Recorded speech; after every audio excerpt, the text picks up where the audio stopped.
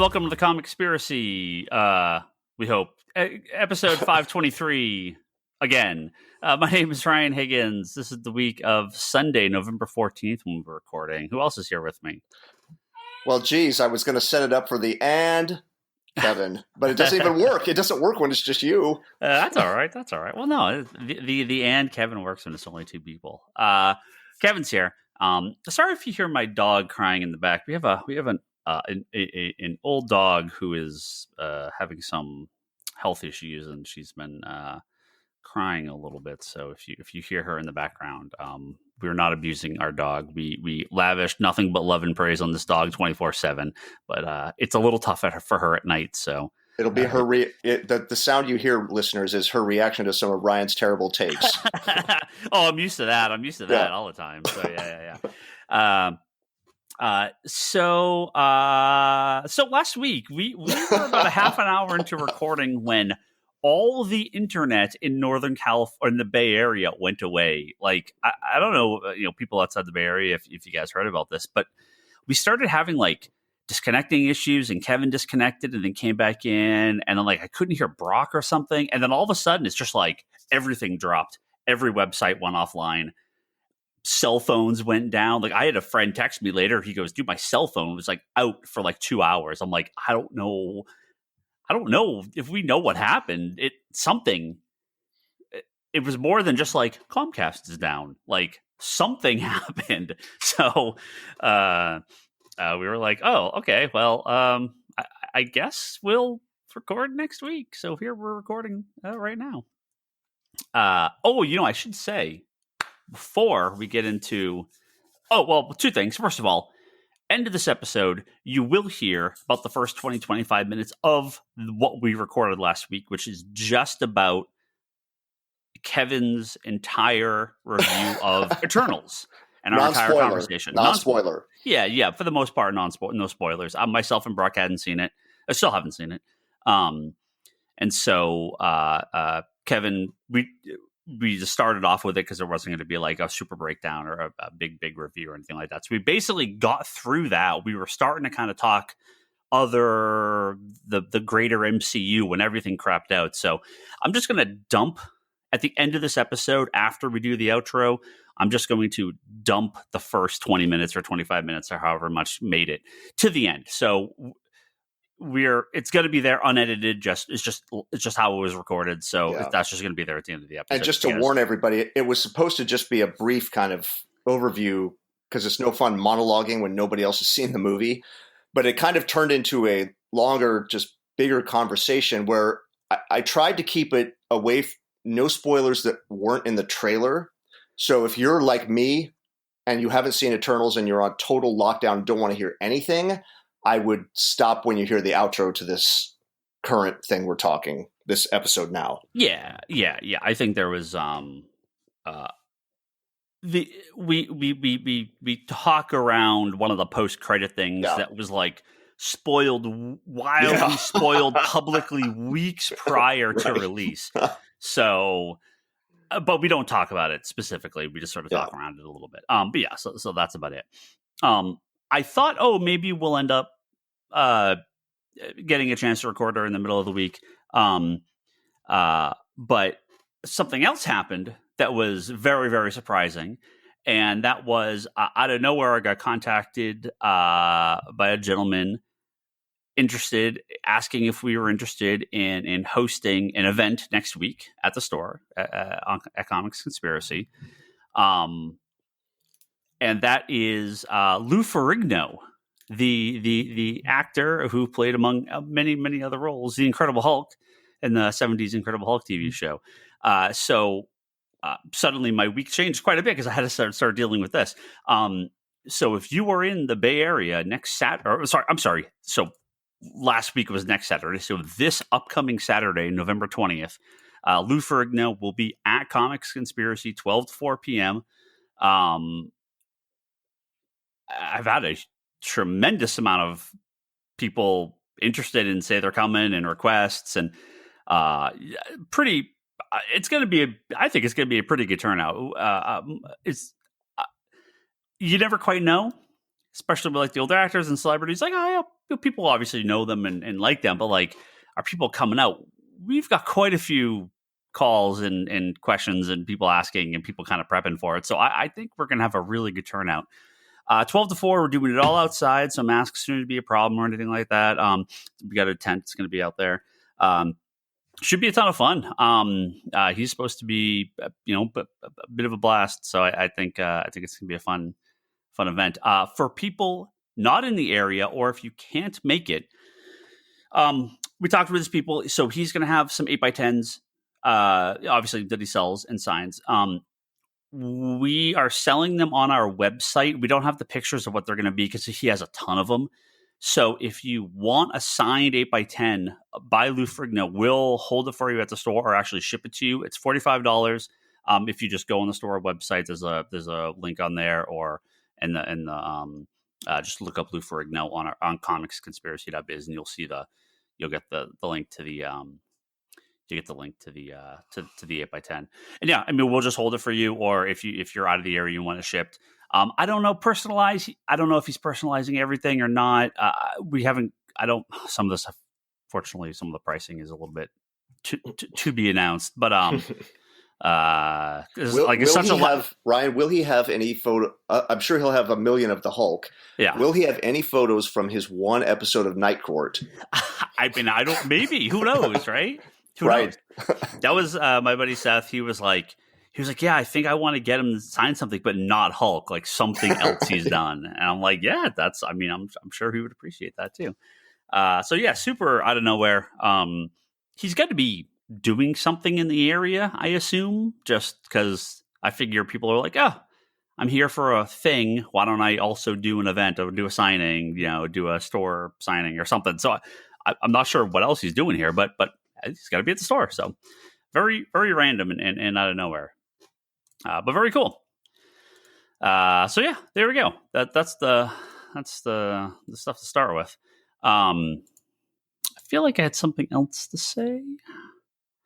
That's a stupid thing to start with. End of the episode, Lou Ferrigno.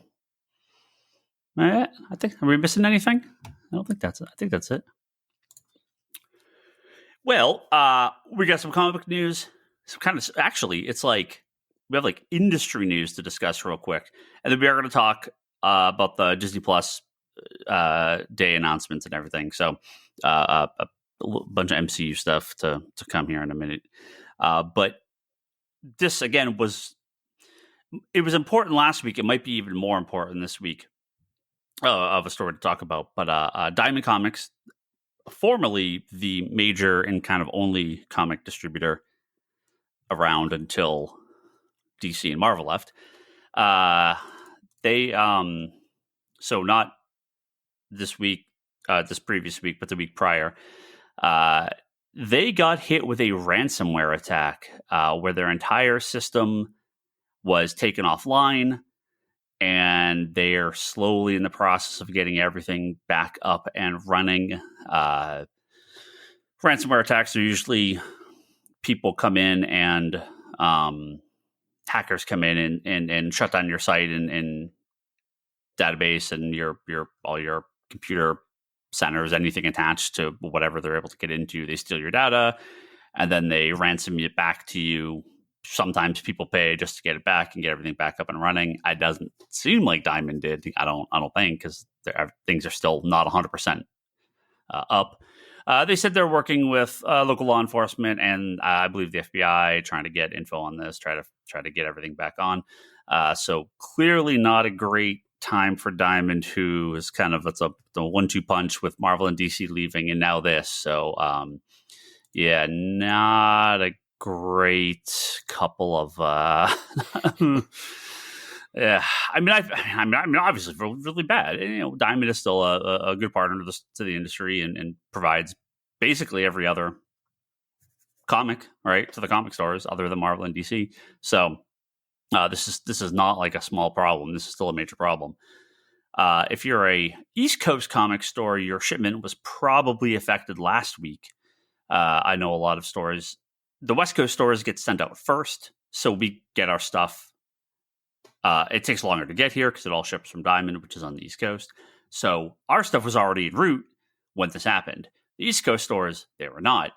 So they didn't have pick lists. They weren't able to get everything printed and shipped. They get I don't know if maybe their accounts were down. They didn't even, they may not have even had addresses. We ended up getting an email, and not everyone got it. So I don't know what they had access to, but we got an email from a data recovery company via Diamond. So it wasn't even like we got it from Diamond Comics website. This data recovery company contacted us on behalf of Diamond saying, this is what happened. We're going to let you get back to you as soon as possible. And then everything else has kind of come from this other company. They set up like a temporary website while their main website's getting back up. So things like reorders aren't being processed. They're working on FOC, which is the weekly order that the comic stores do to actually receive the product. So that's sort of the most important part, but even that's like still not 100%. So this week, we have no clue when we're getting our stuff. They're trying to get everything to everyone by Friday. I have no tracking info. I don't know our stuff could be here Wednesday as normal. It could be on the road tomorrow and we could get it Tuesday morning or Wednesday morning and everything would be kind of fine. We just don't know. So, if you're going to your local comic shop, you probably want to, be aware that especially if you get a lot of non-Marvel and DC stuff, if you get a lot of indie stuff, graphic novels, toys, things like that, you're going to probably. Last week was probably rough. This week, probably not going to get everything. So, hopefully, this is all taken care of pretty soon. We'll find out. So, for customers. You may have already answered this, but for customers who are just like big two buyers, this will not affect them theoretically. In theory, right? It shouldn't have really affected them last week or this week. Now, it's possible stores are going to kind of not put everything out, or they're going to be, dealing with other things. Plenty of stores still get their Marvel comics from Diamond. So if you are a Marvel store, if you're a comic store that gets Marvel books and you're still getting it from Diamond, then that would be affected, yes. DC should not be affected. But, every store is going to react a little bit differently to this. So, yeah, it really sucks. I don't wish any of the stuff on Diamond.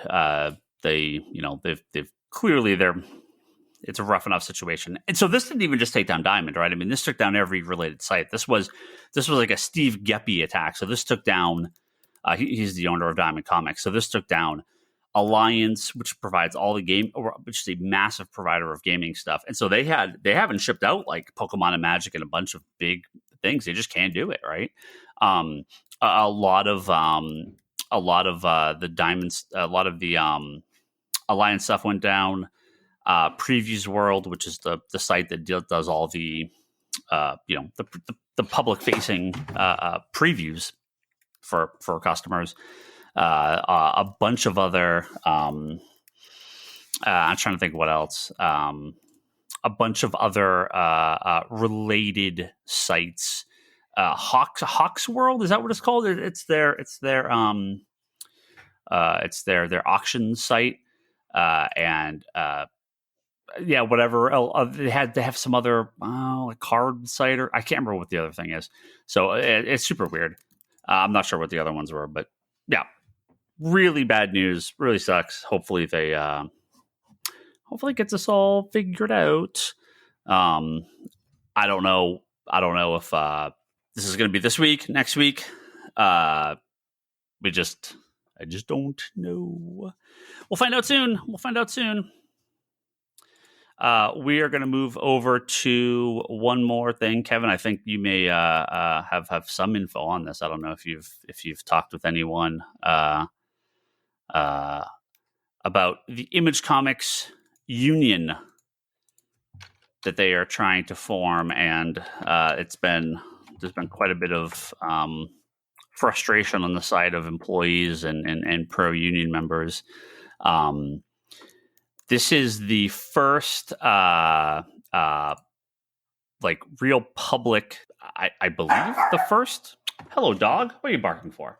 The first real public comic union that any company has put together, right? As Yeah. far as I know, for like employees of a comic company. Yeah, there have been attempts through history, like Right. but as far as what we think of as a union and what we think of as a comics publisher, this is kind of breaking ground. Yeah. Yeah, I think I know there's been lots of talks about trying to do this in the past. I think one of the mistakes people make is the vast majority of people who work with a comic book company are not employees, right? And some people may misunderstand that this does not affect the writers, the artists, I don't believe the editors, image editors. They must be freelance, right? Yes. There's no on staff editors. A lot of creators have a deal with Image where they pitch Image it's a rubber stamp. This is the book I want to do, or we want to do if it's a team, and Image just goes yes. So there's not for lack of a better word, gatekeeper. There's not an editorial staff in house. Right. Yeah. So this really only affects was it 7 people, 9 people? Like this is the actual staff of Image Comics. Image is a very small company. Like the amount of actual people that are employees of Image Comics, right? Yeah. They all the creators are freelance. Or I guess it's different. If you're creative owned, are you still freelance? Is that still? They're not employees, is what I'm trying to say. Right. If this was Marvel or DC, it would be a bigger list, but still a fairly small list. They don't have that many employees at these companies. Again, all the creators, unless you're a rare case like Scott Snyder or Jeff Johns, who were like, we're on staff, right, with Warner Brothers at some point. I believe Scott Snyder was. I know Johns was. They usually are not employees of the company, even if you have an exclusive contract. I don't believe the union would cover any of that. I would think creative and even maybe editorial, it would not be considered the same group as like the day-to-day staff of the company. So yeah, I mean, they're trying to start a union. They feel like there's been a lot of trouble with Image, just too much work, not enough pay, and everything else that goes into pro employee benefits for unions to try to get them trying to get them power at the table, as they say. Yep. So the a lot of the frustration around people's reaction to this news is that Image, who famously, the creators who felt like they were getting ripped off, who broke away from Marvel to form Image Comics, who are now the other than Jim Lee, right, who left, who are now the heads of Image, are not agreeing to this, so they have to go to some arbitration thing. I don't know how it all works to make a union official. I know people were showing Eric Larson like retweeting anti-union stuff and blocking people, and Todd McFarlane like won't answer any questions about it. So like it's a little funny, like kind of this, she's kind of on the other foot with these guys now. And look, I think I am super liberal guy. I think unions are in theory great. I think there can be lots of problems with them, but I think in theory a union is a very good idea. You want a group of people that can go as one and demand equal pay, equal benefits, better working conditions, because without the receptionists, without the day-to-day staff of Image Comics, it shuts down, right? Yep. Todd McFarlane's not answering phones, right? So there can be problems with too much corruption, and they could force. There are problems with unions. It's not perfect. It's not perfect, but I think it's a good idea, especially in the comic industry, which is doing very well for itself. And if these people are taking on significantly more work due to the pandemic, they're not hiring enough staff. Then one of the main I think they have a big list of big list of demands. One of them is talking about continuing remote work, which obviously is a big point for a lot of people. That remote work has added just a very good benefit for a lot of people because you can do it now. Their number 7 line here is the immediate addition of staff, particularly in production and marketing departments. Our creators, retailers, and readers can expect white glove attention for all the books we publish. Books will go to press with fewer errors, fewer delays, and more robust marketing presence due to more strategic approach to staffing in reasonable proportions to the actual quantity of output we generate. And I think this is a pretty similar thing. I've heard similar issues with DC and Marvel and every company that everyone's understaffed right now.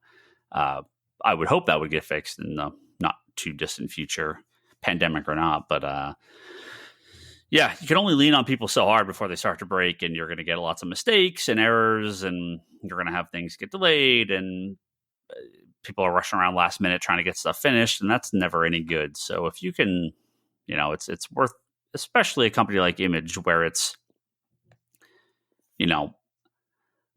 Marvel and DC are just going to churn out a certain amount of titles. Image has no obligation to do any of that. They are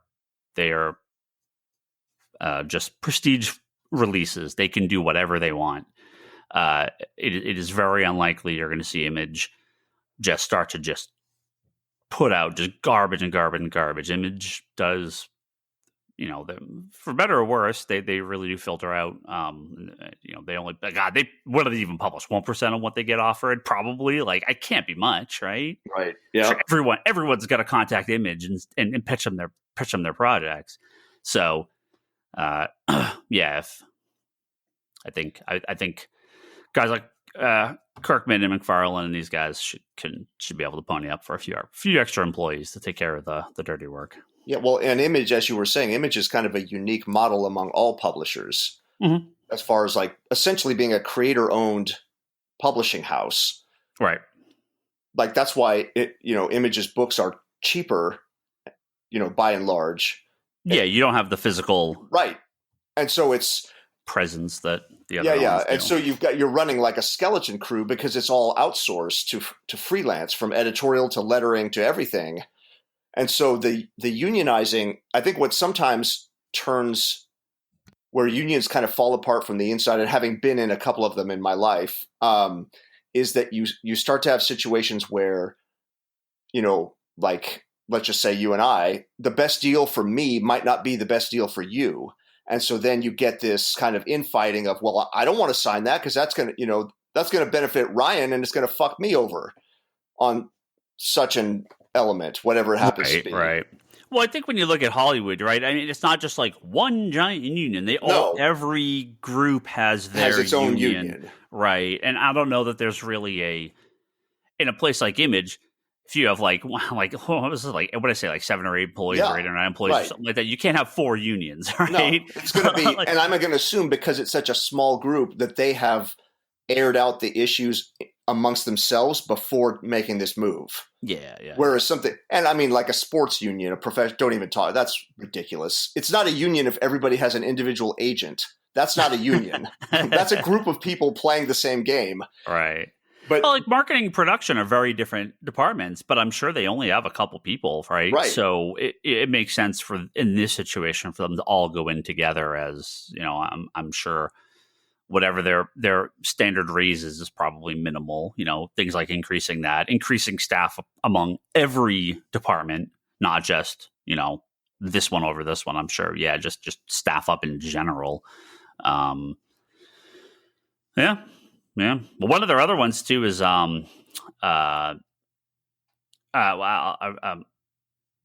A renewed commitment to company values through the addition of a collective voting option to immediately cancel publication of any titles whose creators have found to engage in abuse, sexual assault, racism, xenophobia, homophobia, transphobia, anti-Semitism, Islamophobia, ableism, etc., until such as said creators have engaged in meaningful reparations towards affected persons. That's going to get tricky. Yes, that is one where, like, man, yep. I don't know how you police that. No. I mean, look, there's very obvious cases, right? They did cancel, was it them or Image or Dark Horse? Some book got canceled fairly recently where this guy, like, went off the rails and they found he abused a bunch of people. Like, do you remember this? It was a couple years ago. I think it was Image. I honestly try to flush these things out of my mind. Yeah, I can't remember. But like anything, you may have some issues in management too, and how does that work? Well, also it's a difference between, hey, we're understaffed and we're overworked. We need you to hire more people. We've got to keep this operation running versus we want to also be able to tell you when you need to cancel comics. Yeah. And not to excuse any of that behavior that they list. I'm saying when you get into, you're going to cancel the book until such time as they've made meaningful, walk back or apologies or whatever. What's the code that's going to be enforced by? Yeah. Like, who decides, where do we check the box that says meaningful versus not enough yet? Yeah. That's where there's a lot we obviously don't know because this is all a labor issue on the inside. But I would bet you if you pulled the Image higher ups privately, that item on the list is going to be the one that causes the most, like, whoa. Because that's their product. The other is just labor and staffing. Right. And as always, look, among the first internet dogpile on assholes that have totally. that have jobs that they should be fired from because these people are absolute scumbags and shouldn't work. So, like, I'm not saying there's a difference between being mad about this on the internet and putting this to some sort of vote in your corporation that, look, if Kirkman wants a book to be published, the book's going to be published, whether it should be or not, right? I don't know that's the staff has a say in that. Yep. So you should absolutely fight for it not to be published, but does the staff have a vote in that? I don't know. Like, that's a real tough question, and I don't think this makes the final cut. Yeah. Good luck though. Well, stay tuned, true believers, as the saying goes. Yeah. I mean, fuck. If I mean, with all the Diamond stuff too, if there's a time when Image needs to, have books go on pause for a couple weeks while they hire 10 new people to work at their company, I mean, I guess is worse times, right? So, I don't know. Where's Image? Portland? Yeah. I don't know what the legality of firing union coordinators are in Oregon, but we'll see. We got a whole crap load of Marvel stuff to talk about here. Oddly, and maybe we can briefly talk about this before we get into it. They had their Disney Plus Day, which is in theory scheduled to be their Marvel's, kind of like what DC did with Fandom, right? Where they announced a bunch of new projects. This is stuff specific to Disney Plus, so it's not exactly the same. They're not talking about like video games and theatrical movies and everything like that. But it felt like they were making a really big push for Disney Plus Day, and that there was going to be all sorts of announcements. Like, here was like a huge slate of upcoming stuff, and not even just MCU, just in general. I felt like it was like nothing new, like a couple random things, but like I was kind of when the day kept going on and the announcements kept kind of coming out during the morning, I was like, we know all this. This is not none of this is new product. Like,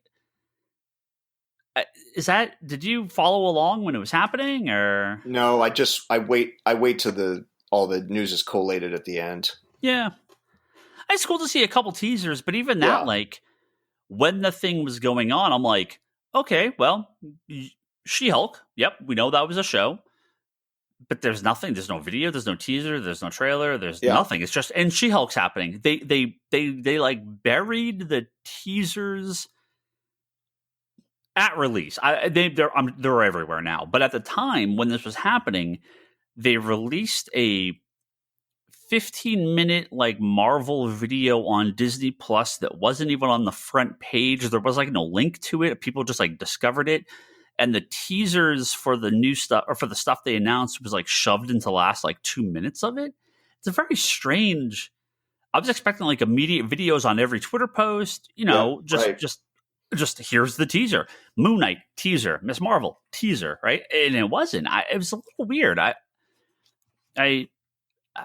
don't feel like this was rushed either. I'd heard about this for at least a few weeks, so I feel like, I mean, they clearly knew this was coming. So I'll go through this in order. I have a yes. Are you going to read all the titles? Well, yeah. I'll quick hit. I have a question for you at the end of the list. Sure. What I do find was funny. People also said that they whoever was doing their Twitter thread too apparently doesn't know how Twitter threads work, because they weren't untagging the creators and the actors in the following post. So like Patrick Dempsey's tagged in like 400 tweets, and they tagged Will Smith, but they tagged the wrong Will Smith. So they tagged some like Isaac, some streamer or YouTuber or something like that named Will Smith that is not the actor Will Smith. So like, they just like type this stuff out as the day was going on. They'll prep this stuff. It's very, very weird. Very, very weird. All right. Started with, I would say, arguably the biggest announcement. Someone said this had been leaked prior. I hadn't heard anything about this, so I just don't pay attention. X-Men 97, a continuation of the X-Men animated series. The actors are coming back, and they did announce it in a very, very funny way with the Wolverine meme where he's got the picture frame from the bed, right, and then people Photoshop funny stuff into the picture frame. So very, very, very funny way to announce it. Now this is where Toby and Charlie would be the cheerleading voices. I will confess, just between us, Ryan, since there's nobody else hearing this conversation, I have never seen an episode of that X-Men series ever. I mean, you would have been what, late teenager when this was out, right? I mean, this would have been like a college. Me, probably. Yeah, something like that. So here is my thoughts on the X-Men animated series coming back. At the time, it was great, right? I would have been 14. So 13, 14, right about then when it came out. For what it was at the time, it was very good. Marvel has generally had subpar animation up to that point, right? What made the X-Men cartoon so good was it had incredibly detailed character designs, much like Batman the Animated Series. They both suffered from the same problem, was that they were too detailed. They were too good, right? Nowadays, it's very different, and especially with the Japanese companies in anime and computer animation and everything like that. But at the time, Batman the Animated Series and X-Men were much higher quality character designs than you would usually get in a cartoon, right? In an American cartoon. And so, well, the X-Men animated series is obviously fantastic. There are still some problems where it can be a little stiff at times, right? And X-Men fell into a similar trap where I think the style is great. The actual animation can be a little shoddy, but it stayed very close to the comics of the time. They looked, dead on to the Jim Lee designs, right? As dead on as you're going to get with an animated series. The characters felt right. They looked right. They adapted a bunch of stories, both modern and older, and they stayed pretty close to the comics. I think they much closer than any animated series had before or since. Really, for the Marvel stuff, it's incredibly close to the comics. Again, for the most part, right? My concern with doing it now is you can have the same animation style and the same character designs and the same voice actors, which I think many of the voice actors are coming back. The problem, though, is do you actually make it good, or is it going to be bad on purpose? All right?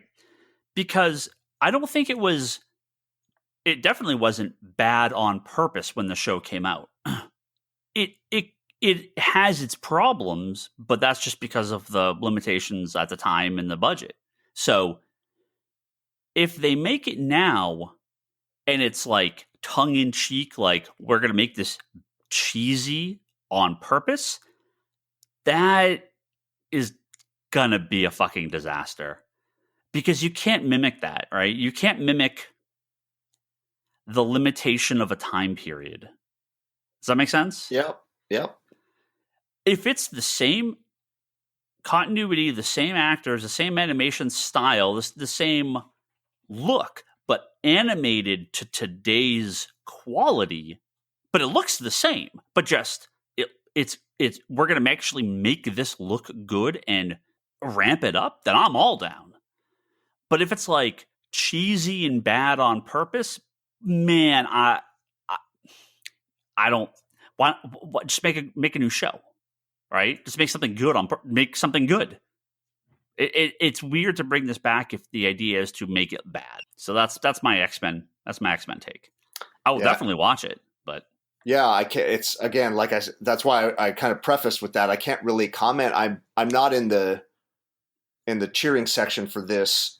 Not because I think it's bad. I just have no experience. I wasn't reading X-Men at the time. Yeah, that's after I had dropped off the X-Men wagon, and so.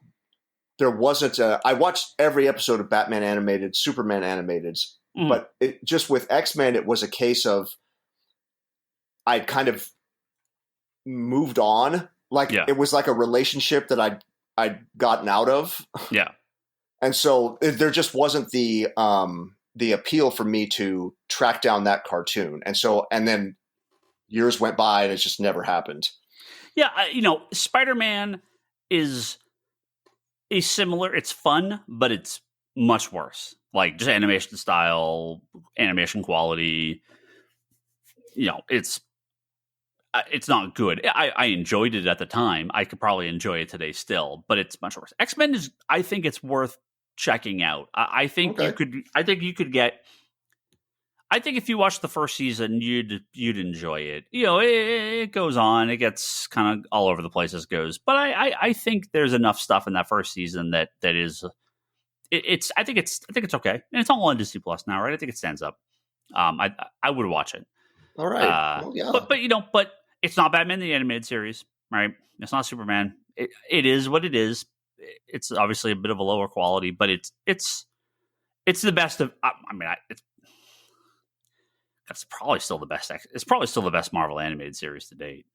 Like, Marvel's had some. They've had like a lot of kid shows, which is fine, right? Like the Spider-Man Unlimited. The animation's great in that. It's just it's not for adults. Even the X-Men when it came out was 93, I think. It like Batman. It was more mature. There was death. There was adult romance, not like sex, but it's like like there are no kids in it. Yeah, Jubilee was as close as you got, but she's she kind of is like the main character at the very beginning, but not through most of it. They're all adults in the show. We got Moon Knight. So there wasn't again not until that little scissor reel that we got a little bit of Moon Knight. We don't actually see him, of course, but we get 10 seconds of Oscar Isaac staring at mirrors. But hope it's cool. It's Moon Knight. I'm excited for it. I heard some people online complaining about voices from the teaser. He's got his Batman voice. I think he does like an English accent too, or American accent too. So just looks. I mean, I don't know what people were expecting. It looks like it could be good.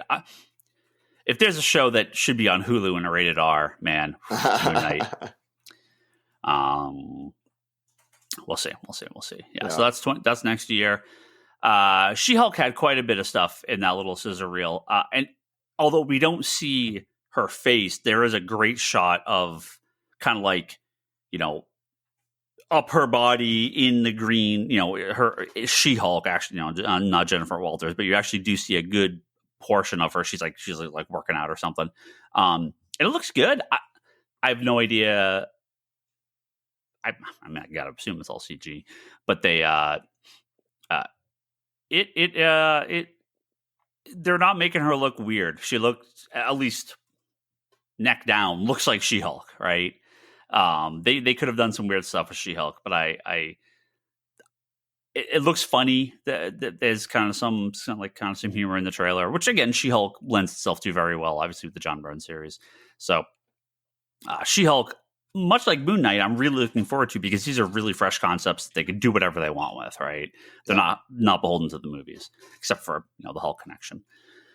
So a few minutes of Miss Marvel. We don't really get too much again of that. Her in her kind of fake costume. I'm sure there's going to be a big push for that when the Captain Marvel movie comes out. I know a lot of people are mad because, like a lot of these other things that Marvel has done, it really has. I mean, it doesn't have a ton to do with the character in the comics, I don't think. I know they completely changed her powers, so whatever. What are you gonna do? They announced season 2 of What If. Get no info. Again, none of the rest, to the best of my knowledge, I don't think any of the rest of this has anything other than maybe a production still or something like that. I don't think this is in the stuff that's going to be at the end of the episode. From our talk last week, I think that all got lost or cut out. But I did start back watching What If and trying to just get through it. It's interesting, but man, I just hate the animation. The Doctor Strange episode was pretty good. I just really dislike the animation.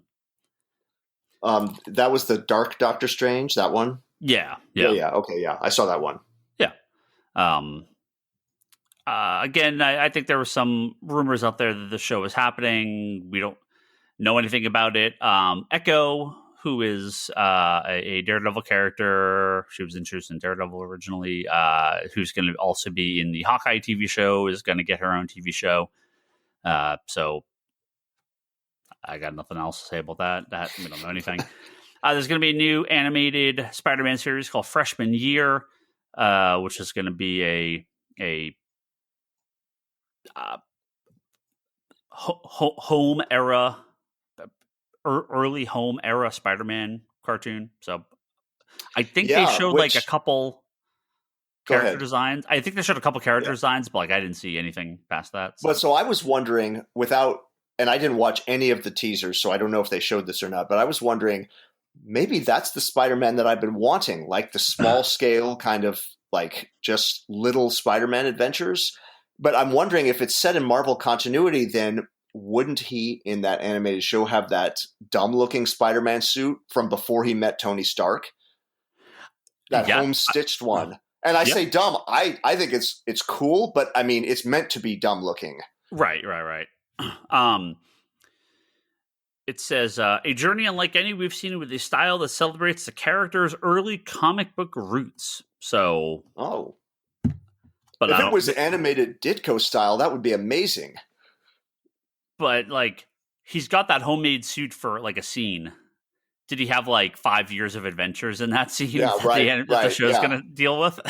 Squeeze it all in. He wore the suit for 3 months, or no, for all of freshman year, and then he met Tony Stark sophomore year. Is that what it was? I don't know. I'm just saying, because it's called freshman year, right? So I assume the timetable is going to be beginning of school to end of school. Yeah, that could work. The show we were watching, AP Bio. You know that show, AP Oh yeah, Bio? with Patton Oswalt. That Yeah, one? Yeah, we were starting like season 4 or 5 or whatever just started, and we're like, wait a minute, they're in the same year of class. This is still the same year. Like, it actually works, right? Because it would only be 1 year. So, like, all this is happening in a very short time period. And I think the rest of this stuff is all pretty much known. So they just mentioned them again for some reason. Yeah, just mention them real quick for everybody who hasn't heard. Yeah, I Am Groot, which is their kind of CG animated shorts thing coming out. Ironheart, there's a logo now. Cool. Okay, Riri Williams. Agatha Harkness is getting her own series. So actually, I thought there was some maybe rumor about that, but I think they mentioned that, right? Like a couple months back that they were gonna give her her own show. But House of Harkness. So that's cool. I mean, Catherine Hahn's one of the best parts of that show. She was great. So it's not Agatha Harkness, but fine. That's cool. It's a cool character that they made up. So I if this goes into like her backstory more, and you know, I do like the Magic MCU or Magic Marvel stuff. So I'd be curious about that. They're going to do a Marvel Zombies animated series. I don't know if it's just like a special or a mini series. I can't imagine that would be like an ongoing thing. But yeah, the world of Marvel Zombies is getting its own animated series, and I assume it's going to look just like What If, unfortunately. So I'll probably pass on that. And then Secret Invasion, again, nothing new. That was announced years ago. Rumor of the this is going to be the Disney Plus's Avengers movie. This is kind of some of the rumors that I think are floating around out there, that this is going to be like the team up movie of all the Disney Plus people. So we could get Falcon, Winter Soldier, Hawkeye, Kate Bishop, Hawkeye, Ironheart, Miss Marvel, Moon Knight, She-Hulk. You mean Secret Invasion? What a weird team. Yeah, for Secret Invasion. Yeah. My hope with that show is that they that it's not just teasing around. And I don't know, maybe I'm just crazy for even thinking this is a possibility, but I want that show to have real stakes, meaning like we're going to show you that in every MCU theatrical film, one of the characters has been a Skrull. I don't necessarily mean I don't mean a lead character. Somebody in the movie somewhere, a character you have seen. For instance, what if it was, I just thought of one. Sharon Carter from Falcon and Winter Soldier. Hey, wouldn't that be amazing? Who did not resemble Sharon Carter at all. And you kind of go, how the hell did that happen? Yeah. Well, she was a Skrull the whole time. Makes perfect sense. Yeah. Be a great way to fix problems. Yeah, see, that's what I mean. You could cement over so much bad decision making. Yeah. It was a Skrull. Answers that. I could see a funny Marvel version of Millennium, right? Where everyone had one Skrull this whole time. Yeah. Every project has had one Skrull. And maybe it's like the random janitor, but then in another of them, it's like a major character. That'd be pretty funny. So they're going to, we did get a first look at a old grizzled Nick Fury. So some more shit's gone down since the last time we saw Nick Fury. So yeah, I mean, some exciting stuff, but I just, this stuff is all still next year and beyond. Bless you. And just very minor trailers. Like, I feel like, especially something like Captain or Miss Marvel should be done filming. I think that's be more. I think that's been one of those troubled productions. Oh, really? That should have already been done and possibly even out. Yeah, it was supposed to be out before Hawkeye originally. Right. Yes, I think there are. Yeah, we'll see. Okay, so here's the question. I was going to ask this to everybody, and I had a paper and a pen here to try to write down my guesses for everyone. But so, Ryan, I'm asking only you. Okay. based only on what we know right now. So don't answer, well, I've got to wait and see. Okay, only what we know right now. tell me the one of those shows off that list you are most excited to watch, and tell me the one where you'd say, I could just cut that and never see it and I'd be fine. I have my interest level. The ones I am most interested in, I am also the most scared for. Because I think they have the potential to completely miss the mark. I am theoretically most excited for Moon Knight. I think there is so much potential in a super cool Moon Knight show that I have in my head. Unfortunately, this is going to be a Marvel Studios Disney Plus show. So while I am the most excited for it, I am probably also the most scared for it, right? I mean, I could pass. I mean, I'll discount Freshman Year and I Am Groot because those are kid shows. I mean, that's not really not really a real thing. Like Echo, I give all honestly two fucks about. I don't like her in the comics. She's Phoenix now for some reason in the comics. Do you know this? No. It's just like what? Why? In what book is she Phoenix? Her own series. Oh. I think she became Phoenix in Avengers. It's just like what? She's like a ninja type character, and she's deaf. And I'm like, and now she's the Phoenix for some reason. Sure, okay, Jason Aaron. I guess. Why? Who greenlit this? Yeah, I mean, my interest in Echo is your cut. I mean, my interest in like Miss Marvel and Ironheart, and pretty minimal. I mean, look, they're shows for teenagers. That's great. Yeah, pick the one you would sacrifice. I mean, Echo because it's literally okay. Discount of all these, just get rid of Baby Groot. I mean, just punt Baby Groot and fucking down a cliff and into the biggest hole in the world. Like, yeah, of all of these, that's. I mean, I'm sure I will watch it, but I mean, it's a thing for babies. Like, I don't doesn't make. I don't really want to pick that because it doesn't seem. I love that you said punt it down the deepest hole in the world. I mean, I will watch it. As two back-to-back sentences. I will. I'm sure. No. What I said was, I'm sure I'll end up. Sorry, I'm sure I'll end up seeing it in some fashion. But I have. Yeah, they're cartoons for babies. Like that's fine. Yeah, of the real shows. I mean, yeah, I guess Echo just because I don't. I mean, it could be great. I have no clue. But I would say probably, honestly, Agatha Harkness would be my number 2 because at least I have some knowledge of how they treat that character. And I did like her quite a bit. And again, the potential for a big explanation of Marvel magic stuff could be super, super cool. We'll see. How about you? Well, Moon Knight, I hate to just copy, but Moon Knight for sure. Agatha would be my number 2. Sorry to I couldn't nice. Okay, pull out a different answer out of my ass. But I'll take it. I'm excited for She-Hulk because I think that is a Marvel property that I will allow to be funny because it is. That is accurate to the comics. There was obviously the original Stan Lee stuff and whoever else. He didn't do the whole run. I remember who else did it.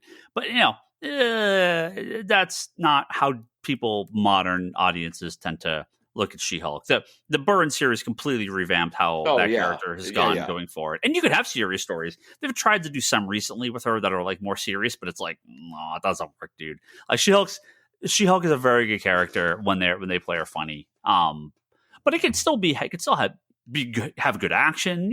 I don't need to be like that's just nothing like a low budget comedy, but like I'm hopeful for it.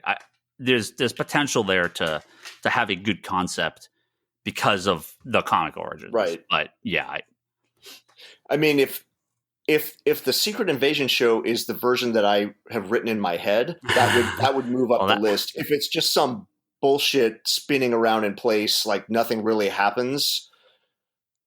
uh, I mean, but taking the whole list, like not discounting anything, the show where I would just say like you'd probably have to pay me to watch it would be Zombies.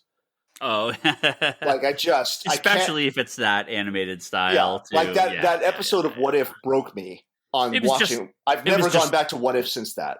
it was just nothing. Right, but that's what I Yeah, mean. Like now, imagine that as the whole show, and you just go, "Why would I ever want to see that?" yeah.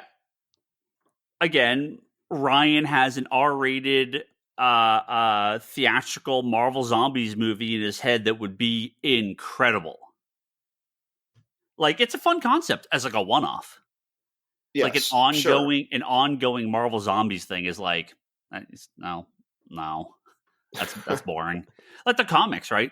The first miniseries was fun, and then it kept going, and you're like, nah, you're done. We don't need this anymore. Never bring these characters back again because it's just what do you do? Like the story's over. Yeah. You did all the big deaths. That's what people wanted to see. There's no other plot here.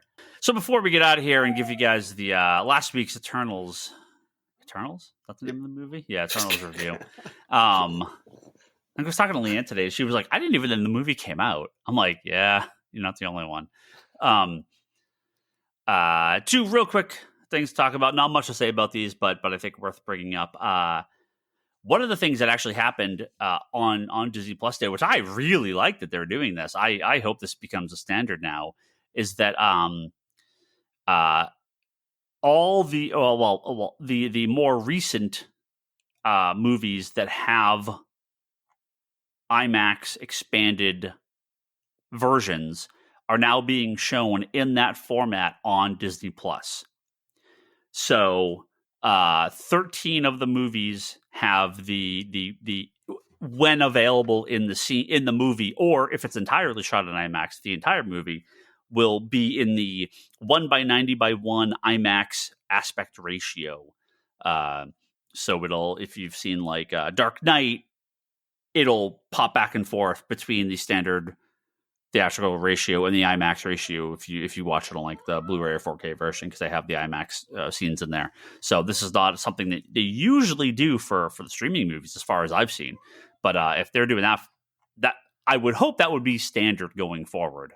IMAX ratio on big screen TVs looks phenomenal. So you get quite a bit more real estate on the top and bottom. Yeah.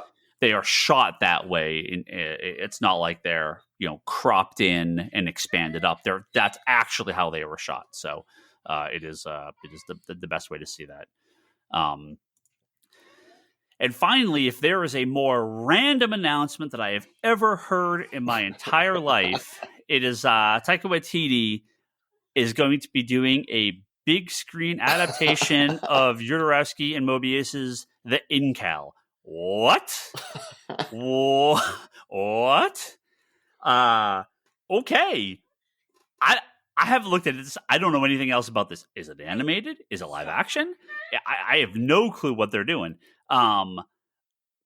But like, so the Incal is on my list. I have flipped through the book front to back. It is gorgeous. I have never sat down and read the whole thing like start to finish. That is now on my list because clearly, humanoids and Incal. I'm like, okay, it's time. We got to do this. We got to actually do this. So, Moebius's art's obviously incredible. So, but Yep. Going through this, but I was like, yeah, I know. I actually should sit down and read these. We should bring back the Comics Conspiracy Book Club just for that, because for the Incal, that'd be great. I haven't read it since it was like, God, probably since I worked at a comic store. I'm trying to even remember. I've read it once, and I would totally need to start fresh. Yeah. Did you read it when it was like the Marvel? How did they? I remember it being a book. I remember it being in a volume. Like I just can't. Yeah, something like that. So it was like 60-page, multiple volume. Is that how they? I can't remember how it was originally published. Yeah, I'm trying to remember now.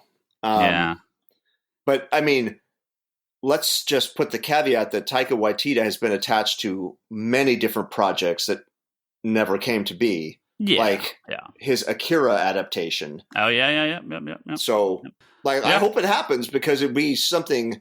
It would be a comic book movie that's not like any other comic book movie. No, I mean it's. I mean, this is more to do with Dune than it does Superman. Right? I mean, this Incal is not, or superhero. Even like Valerian. Something like that kind of, more on that end of the spectrum. Yeah, it's more European sci-fi than American superhero. Right. So totally random. That's cool though. I'll take that. That's neat. Okay, I just looked it up because I had a memory that it was not in like a magazine, and it says published as epic graphic novels first. Yeah. Those are the epic. Yes, they were like the album format. Yeah, right? That's how I read it first, and that would have been forever. That would have been like in the 90s, probably. Yeah, I mean those came out mid 80s, right? When did I mean? Yeah, Epic was 80s. Yeah, all the Mobius and Jodorowsky stuff that Epic printed was 80s. Yeah, because I remember I used to have to stop those on shelves. Yeah, early mid 80s. What's so funny? I mean, again, that's Marvel, right? Right. Like, that's Marvel Comics. Can you fucking imagine? like, what a weird world. I need a deep dive into Epic. I need like a book about how the hell any of this happened. Like, I would love some deep. I need to look if like Back Issue has ever dealt with this, or one of these fan magazines, like the Marvel magazine stuff from the 70s and early 80s and Epic. I want like a history of those, because what craziness they published. Well, I just imagine that imagine the scenario where Jim Shooter says, you know what, we're going to start a creator-owned line. Like, what? Yeah. Well, I mean, because they did it, right? I mean, they published Kira, right? They published. Let me think. Yeah, Alien Legion. Was Lone Wolf and Cub? That was that Epic? No, that was one of the other companies. That was square bound, like Dark Knight format. Right, but was that Epic? I don't think that was Epic. Yeah. I want to say Akira was. Yeah, and so was Dreadstar, I think. Mm-hmm. Alien Legion. Well, with the magazines, right? With the magazine format stuff, I mean, when Heavy Metal came out in the 70s, I mean, that just completely changed, post-comic code stuff, all right? I think, Heavy Metal clearly was the inspiration for, like, all of these other magazines of the, the much more mature stuff. So the fact that Marvel was publishing, like, mature content magazine format stuff with some of their real heroes, their regular characters. Yeah, Elektra Assassin was epic. Yeah. So, what a bizarre time. Like, it's the close we've gotten in a modern day is Marvel Max, and even that, like, kept mostly to, like, Punisher and a couple mainstream characters. It had some oddball stuff, but it never lasted and never took off. Like, they published a significant amount of Mobius stuff, which is truly shocking. So, yeah, super random. Super random. That was a surprising announcement for sure. Yeah. Just because that's going to take some real money to make that. I mean, I fear it's probably like some sort of Dune, like it's unfilmable. It's going to take decades, right? They've probably been working on this on and off I'm sure they've been working on this off for years. It just feels like it's like, who wants to touch this? Well, like, you're going to have to for people who haven't read it, it's basically like a Private Eye story in my memory. The main character is a detective. Mm-hmm. So I think you'd have to assume, because it's such an unknown. I mean, yes, people have read it, but I'm talking about for 99.99% of the movie going public will have no idea what this is. So you're going to have to introduce it from scratch. And so I think maybe the way to do it is you just shrink it, for lack of a better word, make it a small, like, people know what a Private Eye movie is. Just make it a Private Eye movie in a sci-fi world. Yeah. And if you get past that hurdle, then you open up to what it really is. Kind of like Dune in a way, although that's a much bigger story. This thing, it's so weird and cool. I mean, the art obviously is amazing, but it's so weird. Yeah. Yeah, I don't know that there's too many chances of I mean, I guess, I don't know, weird things happen, Yeah. It could be like Blade Runner, kind of gonna get a weird, that hit that sci-fi. That's actually kind of a good model, maybe size-wise. I mean, Yeah. I don't remember the bits and pieces of it I read. I don't remember it being funny. So Taika Waititi's maybe an odd choice, but he tends to lean more on the comedic end of it. But I don't know, maybe not. Maybe it's funnier than I remember. I don't really remember. Well, we all have a homework assignment before it comes out. Yeah, so you need to read it. Like so my Incal and Zenith have been like taunting me for years. The Morrison Zenith? Yeah, Are you serious? You call yourself a fan? Never read it. I read the first like what did I get it in? Like I had picked up Zenith was like First Comics, or who put out the American edition? I can't remember. I picked up like a couple random issues, maybe the first two, and it was like, okay, this is weird. I'll get to this one day. And then they did the hardcover, but they just you couldn't get them. They just couldn't find them anywhere. But they did that hardcover collection. I was like, oh my god, finally! I imported it from 2000 AD. I got their UK edition, and then now I'm like, oh, it's sitting there, and I'm like, I need to make time and read this. And those have kind of been two of my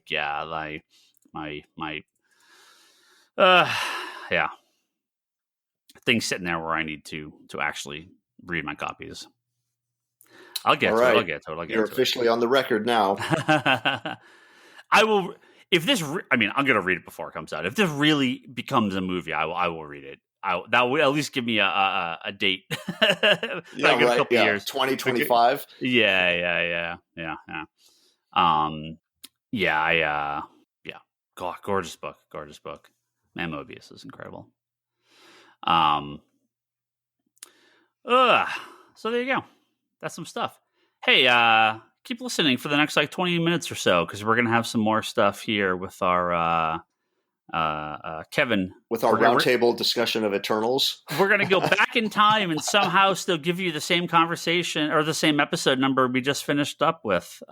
So I guess just hang. And again, to remind everybody, we go into stuff that's in the trailer and vaguely talk about the post-credit scene. So warning up front.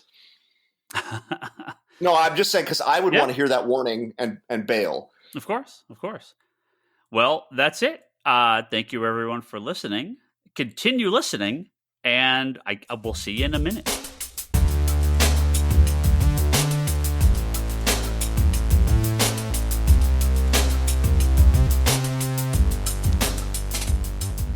Hello and welcome to the Comicspiracy episode 523 for the week of Monday, November 8th, 2021.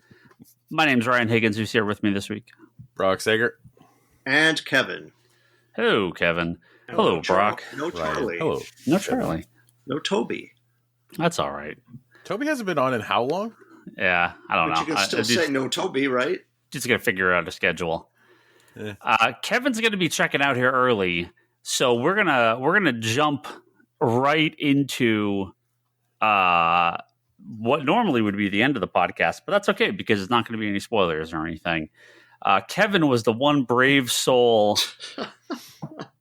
the one lone soul. He read the medical document that nobody's going to read just to do it. Oh, I don't mean because of COVID. I meant because he went to see Eternals, just a bad movie. So. Oh, you're taking the Rotten Tomatoes score? Oh, I don't know. I'm just going by what people have told me.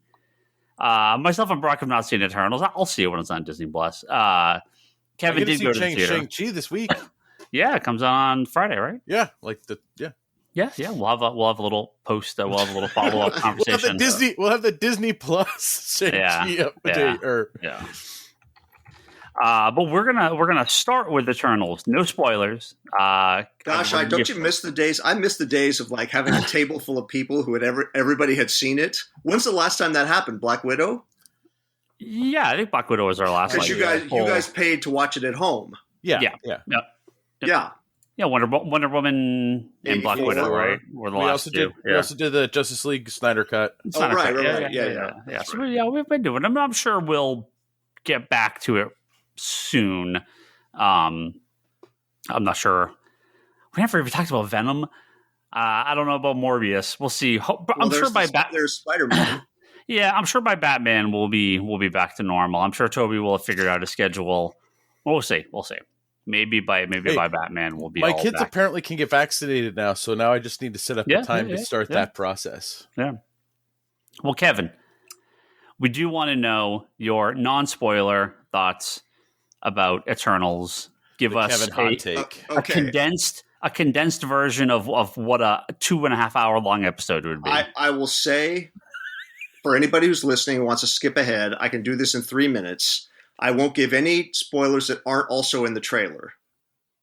So that'll be my standard. If you don't even want to know that, then don't hear.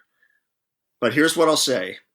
The comics we've talked about, Chloe Zhao, to my knowledge, has 3 feature films before Eternals, or that I've seen. She may have more than that. I've seen 3, and they range for me from love to like.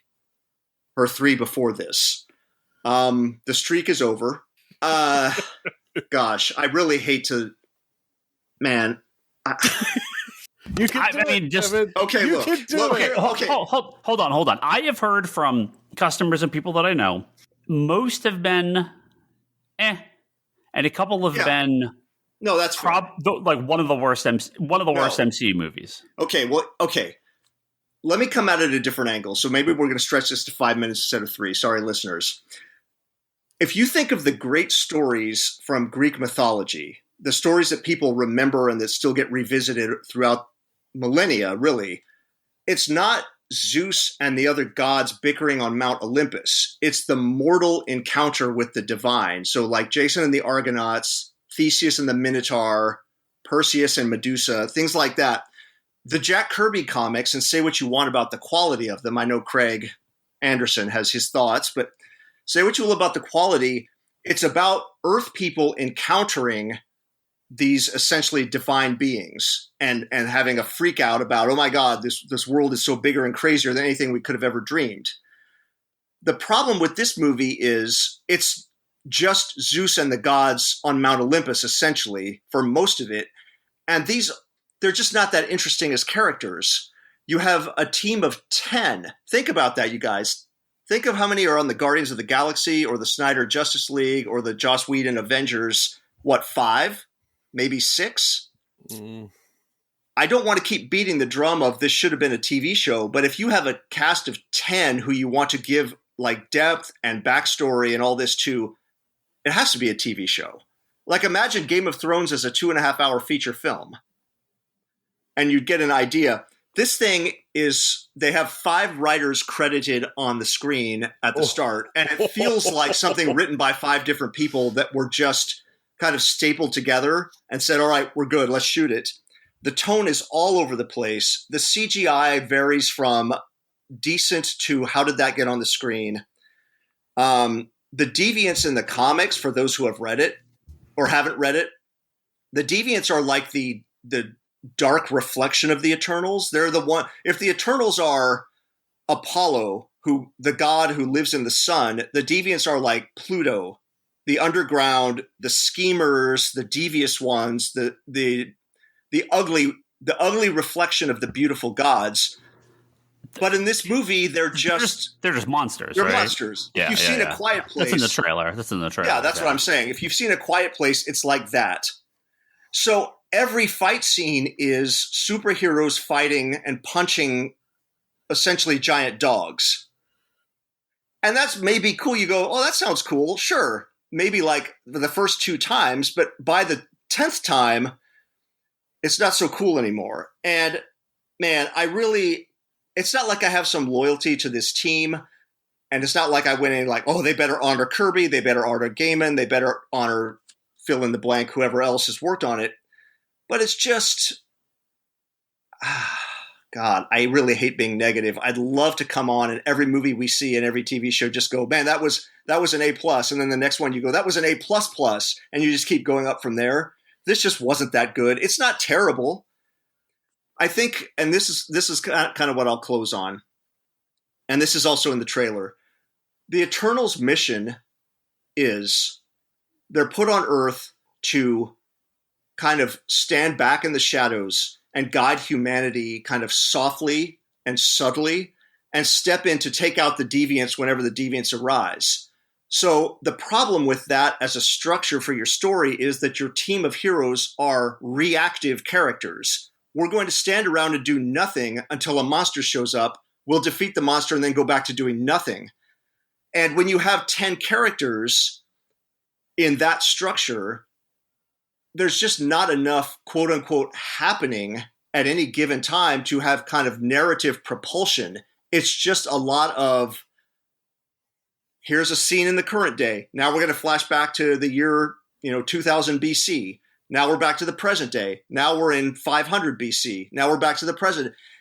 And you see what I'm kind of getting at, why I think a TV show would have worked better, because then you could really explore each of these characters and what their journey has been like over the 7,000 years, or maybe 5, I don't remember, whatever it is, however many thousand years they've been on Earth. You could really dig into, if your mission is fight monsters and there are no monsters, what are you doing with the rest of your life? You're not aging. So what does that look like? I just think that would be much better explored in like hour-long chunks versus kind of jammed into the Marvel template on the big screen, if I'm making sense. Mm-hmm. So I just kind of sat there, and I hate to even say this word, but I can't think of a better word, so I'm stuck. I was just bored. It wasn't bad. I wasn't going, this is terrible. I was just bored. And then it would come to life for a few glorious minutes, and then it wouldn't again. And does it feel just completely disconnected from the Marvel Cinematic Universe? Well, that's what it seems like. Yes, it seems very unrelated. Yes, I mean there are references, but they're just like a line here, a line there. Thanos is mentioned, that kind of thing, which is in the trailer also. So no new spoiler. And then one thing, this is not part of my review because this doesn't affect my enjoyment of the movie, but I understood there was a character in this movie, like in the movie itself, not the post-credits, which unfortunately got spoiled for me before I saw it. I'm talking about in the movie itself. I understood there was a character who is actually not in the movie. And I don't know if I should say who I'm talking about because it kind of is a spoiler. There is an actor in the movie who was supposed to be playing a certain Marvel character who is not that.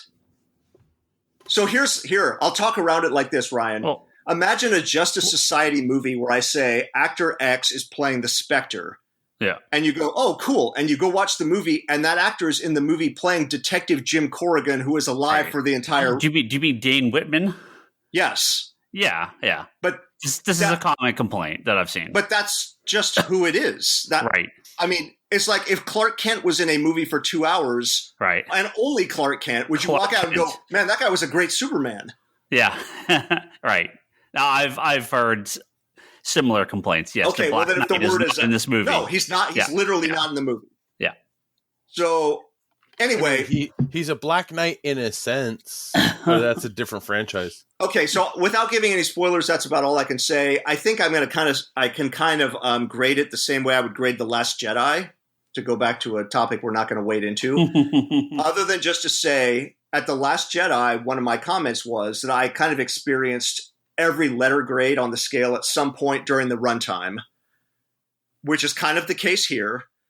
So I guess you just wash it out to a C and call it a day. Like if you have a 1 through 5 represented, you just kind of take the median as a 3. Yeah.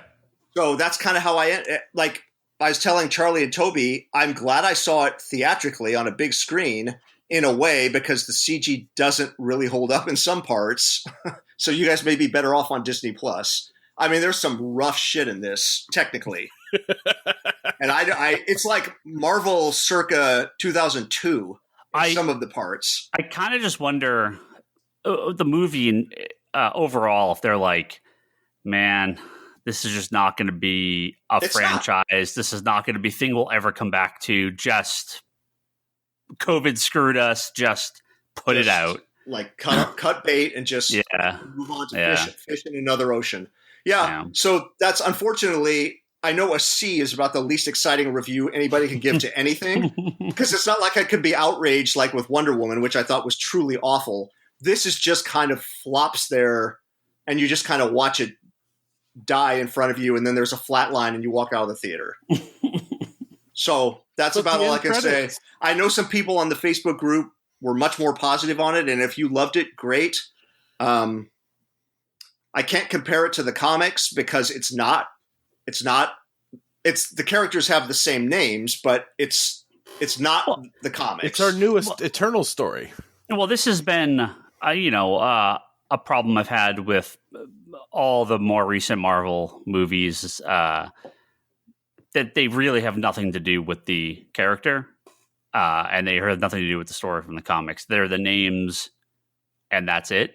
Yeah, not even the personalities. Like, it's just like it's just this wholesale new thing, which, phase 1 and into phase 2, I didn't feel that way. Cap, Thor, Iron Man, Avengers. No, yeah, right. They are all the characters, and they're taking those stories. And, even up to like Civil War, there's stuff in there that didn't really work for me, but there was good stuff. Yeah, I feel like all the recent ones, they just have absolutely nothing to do with the comics, which is unfortunate because I think they're missing out on the best stories to adapt and draw from. So. I think if you took this movie, made 5 Eternals instead of 10, and really refocused the story on basically being a 7,000-year-old superhero who has to operate in secret, what that would look like as a life, I think you could have made something really interesting that probably still would be better in episodic format than this. Still waiting for my Booster Gold show. But I certainly, you guys, am shocked that we're now. I mean, there's still Spider-Man to come, but I have been to the theater to see 3 Marvel movies in 2021. And if you had talked to me in June, I would have never, ever believed that Black Widow would be my favorite of those 3. I just would have thought there's no way. It is by far, and I don't even mean there's a close second place, my favorite of the 3. Yeah, a lot riding on Spider-Man, especially coming into Christmas. When's Morbius, like January or February or something? It's out at some point. Like early next year. Didn't they drop a new trailer for it? Yes. Yeah. My roommate and his girlfriend saw it, Eternals, and he said, he basically, his review was, it was okay. Like, yeah, that's the thing. I just can't imagine somebody being super enthusiastic or super angry about it. He was like, it's a bunch of world building and kind of stuff happens. It's kind of associated with he just didn't.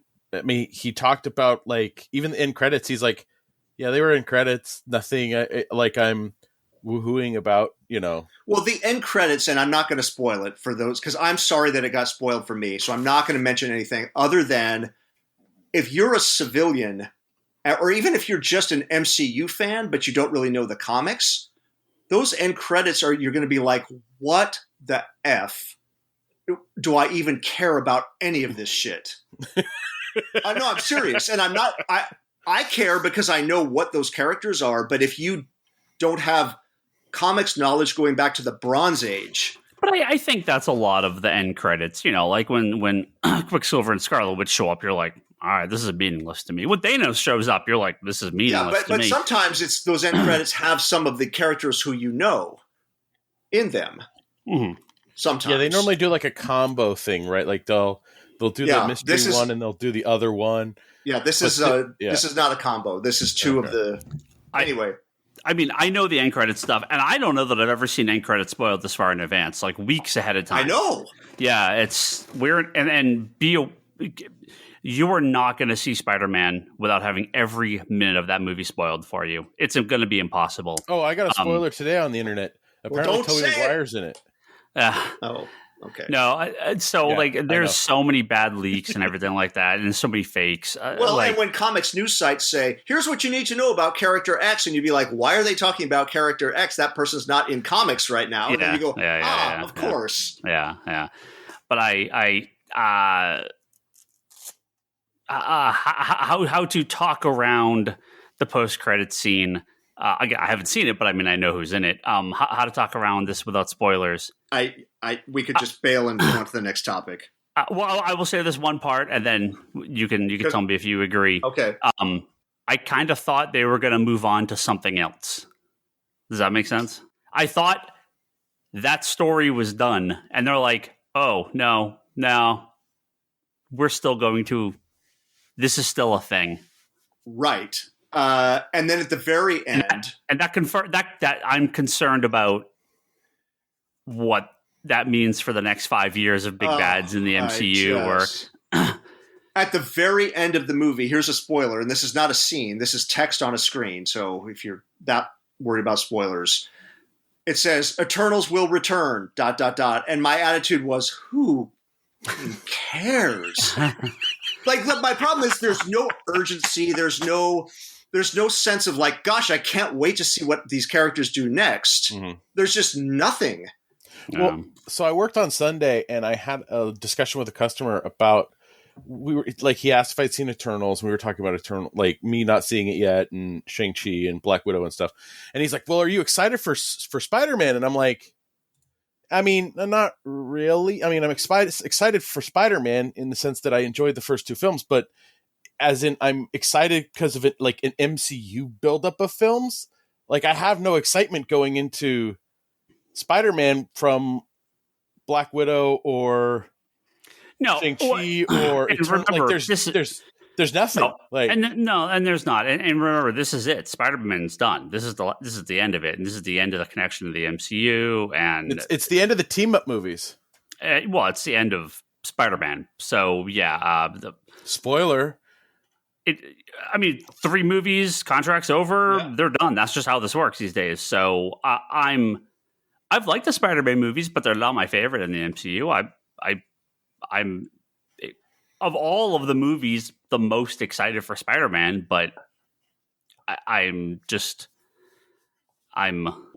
between the TV shows and 4+ movies a year plus related non-MCU cinematic Marvel movies. I am just like, I'm tapped out. Yeah, it is a lot. I am slowly making my way through What If during like off work hours. I'm just kind of off to the side watching it as I'm doing work, and I'm. I never went back after. Don't we get Hawkeye soon? It is a struggle to make it through an episode, and they're like 25 minutes or 30. I'm just like, well, I'm glad I'm not looking at the screen half the time. Like, yeah. Well, you guys know I've said this before. My wish for a Spider-Man movie would be Spider-Man in Manhattan, harassed by Jonah Jameson, and taking on like bank robbers and maybe 1 or maybe 2 supervillains. Period. Mary Jane, Aunt May. So you're gonna get 3 Spider-Man, 7 villains. So this next movie is literally the opposite of what I want from a Spider-Man movie.